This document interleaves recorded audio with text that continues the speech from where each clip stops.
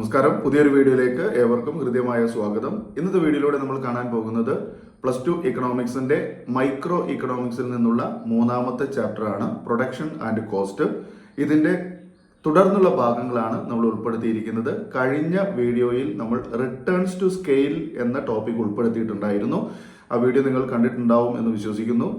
തീർച്ചയായും ഈ വീഡിയോയിൽ നിങ്ങൾ കൃത്യമായിട്ട് കാണുക. ഈ ചാപ്റ്റർ മുഴുവനായിട്ട് നമ്മൾ ചെറിയ ചെറിയ പോർഷൻ ആയിട്ടാണ് ഉൾപ്പെടുത്തിയിരിക്കുന്നത്.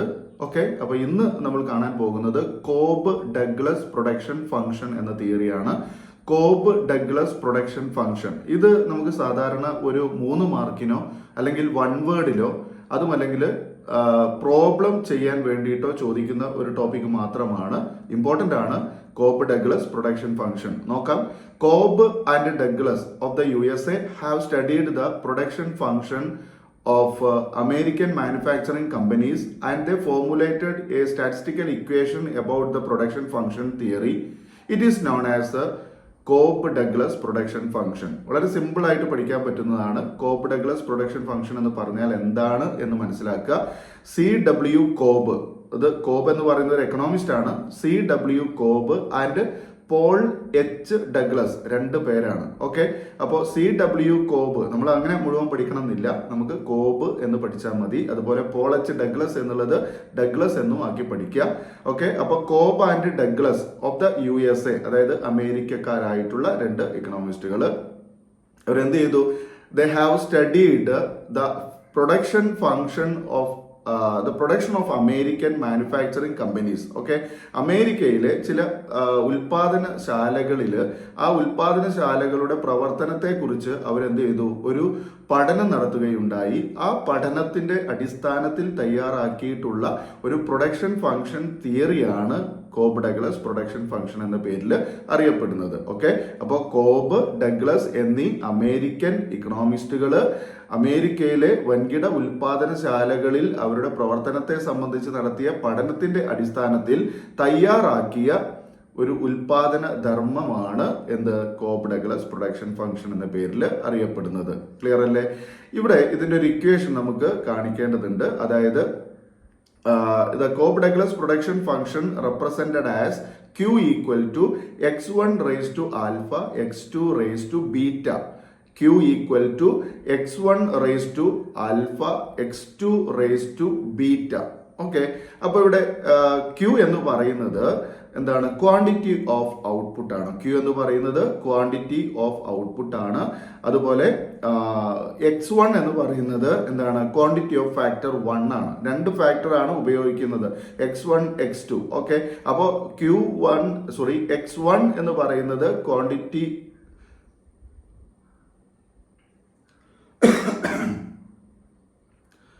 x1 എന്ന് പറയുന്നത് എന്താണ്? ക്വാണ്ടിറ്റി ഓഫ് ഫാക്ടർ 1ഉം അതുപോലെ x2 എന്ന് പറയുന്നത് ക്വാണ്ടിറ്റി ഓഫ് ഫാക്ടർ 2ഉമാണ്. Quantity of factor 1 x1, quantity of factor 2 x2. Okay, അതുപോലെ ആൽഫ ആൻഡ് ബീറ്റ എന്നുള്ളത് കോൺസ്റ്റൻസുകളെ സൂചിപ്പിക്കുന്നതാണ്.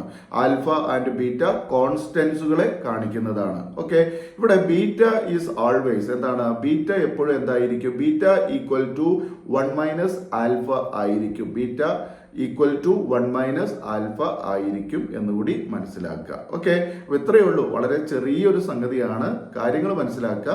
Cobb and Douglas of the USA have studied the production function. Cobb and Douglas of the USA have studied the production of American manufacturing companies and they formulated a production function equation or theory. It is known as a production function theory, Cobb-Douglas production function theory. It represented as a Q equal to x1 raised to alpha, x2 raised to beta. Clear അല്ലേ? ഇനി ഇതുമായി ബന്ധപ്പെട്ട് നമുക്ക് എങ്ങനെ ഒരു problem പഠിക്കാം എന്നുള്ളത് നോക്കാം. അതായത് ഇൻ ദ പ്രൊഡക്ഷൻ ഫംഗ്ഷൻ നമുക്ക് പ്രോബ്ലം ചോദ്യം വരുന്നത് ഈ രൂപത്തിലായിരിക്കും. In the production function Q equal to 5x1 raised to 2 and x2 raised to 4. Okay, ഇങ്ങനെയാണ് ചോദ്യം വരുന്നത്. എങ്ങനെയാണ്? Q equal to 5x1 raised to 2, x2 raised to 4. Okay, if x1 equal to 3 and x2 equal to 2. Okay, find the Cobb Douglas production function എന്നായിരിക്കും ചോദ്യം ഉണ്ടാവുക. Okay, അപ്പൊ അതായത് ഇവിടെ എന്താ പറഞ്ഞിരിക്കുന്നത്, Q സമം 5x1 റേസ് ടു 2, അതായത് 2x2 raise to 4, 5x1 raise to 2, x2 raise to 4.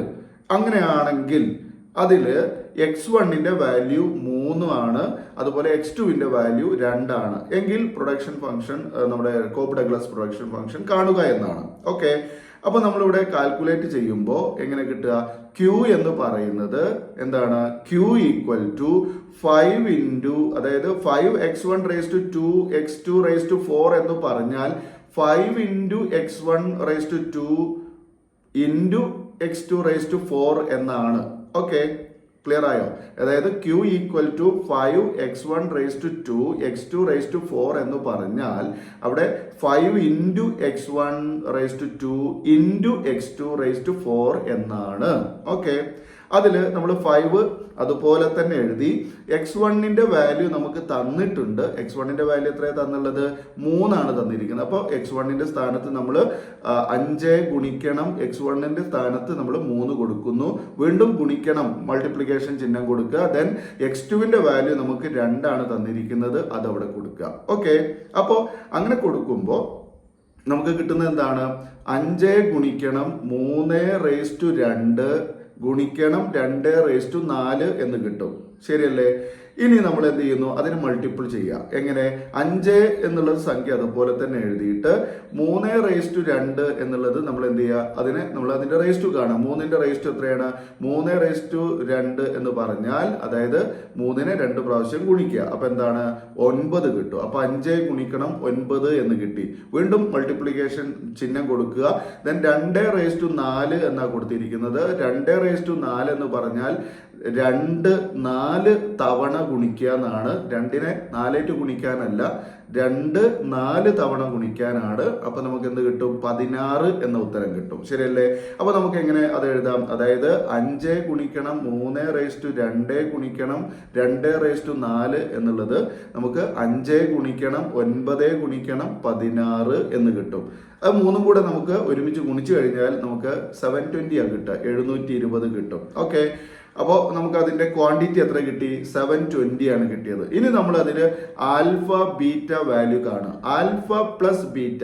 Okay, അത് കാണാൻ വേണ്ടി നമ്മൾ അങ്ങനെ ചെയ്യേണ്ടത്, അതായത് ഇതിൽ കൊടുത്തിരിക്കുന്ന ആൽഫയുടെയും ബീറ്റയുടെയും വാല്യൂ തമ്മിൽ കൂട്ടുക. അപ്പോൾ ആൽഫയുടെ വാല്യൂ നമുക്ക് 2 ആണ് ചോദ്യത്തിലുള്ളത്, ബീറ്റയുടെ വാല്യൂ 4 ആണുള്ളത്. അപ്പോൾ ആൽഫയും ബീറ്റയും തമ്മിൽ കൂട്ടുക. അപ്പോൾ ആൽഫ 2 പ്ലസ് ബീറ്റ 4, അപ്പൊ നമുക്ക് കിട്ടുന്നത് എന്താണ്, ഈക്വൽ 6 ആണ് അല്ലെ? അതായത് 4 പ്ലസ് 2 നമുക്ക് 6 കിട്ടുന്നു.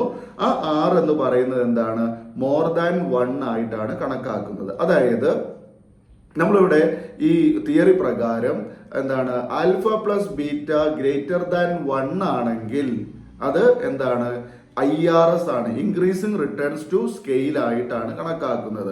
അതായത് alpha plus beta greater than 1 ആണെങ്കിൽ increasing returns to scale, alpha plus beta equal 1 ആണെങ്കിൽ CRS, അതായത് കോൺസ്റ്റന്റ് റിട്ടേൺസ് ടു സ്കെയില്.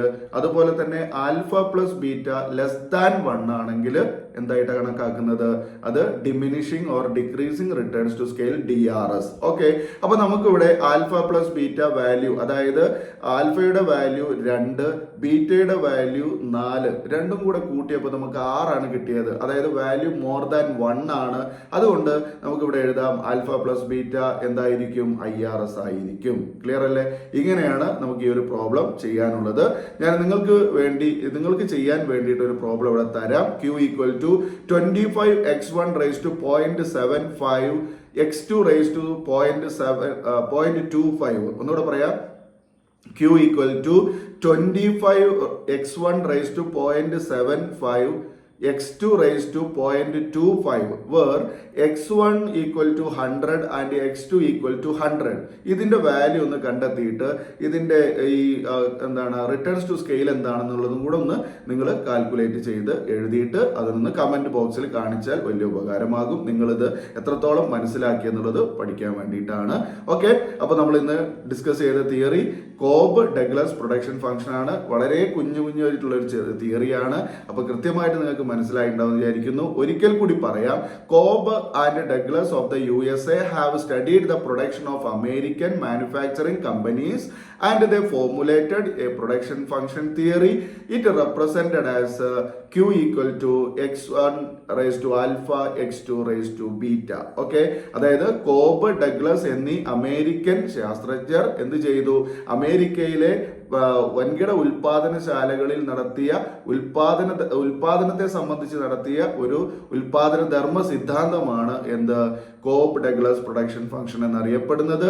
ഇതിനെ നമ്മൾ എങ്ങനെയാണ് സൂചിപ്പിക്കുന്നത്? ഇതിനെ Q equal to x1 raised to alpha x2 raised to beta എന്ന്. ഇതില് ആൽഫയുടെയും ബീറ്റയുടെയും വാല്യൂ തമ്മിലുള്ള റിലേഷൻഷിപ്പ് എന്താണ്?